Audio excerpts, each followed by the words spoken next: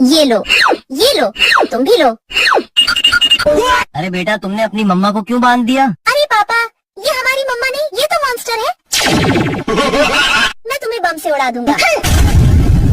अरे बेटा, मैं तो तुम्हारी असली मम्मा हूँ, तूने मुझे क्यों बांध दिया? तुम मेरी मम्मी कभी नहीं हो सकती, क्योंकि तुम्हारे पीछे पूंछ लगा है। मैं तुम्हें भी बम से उड़ा दूंगा। अरे बेटा, मैं तो तुम्हारी असली मम्मा हूँ, तुम मुझे खोल दो। नहीं, तुम मेरी मम्मी कभी नहीं हो सकती। तुम्हारा असली रूप देखकर सबका होश उड़ जाएगा। लेकिन वो देखने से पहले आप भी अपनी मम्मा से प्यार करते हो तो वीडियो को लाइक करके चैनल को सब्सक्राइब कर दो और कमेंट में आई लव मम्मा लिख दो। अरे वाह, ये तो मेरी असली मम्मा है।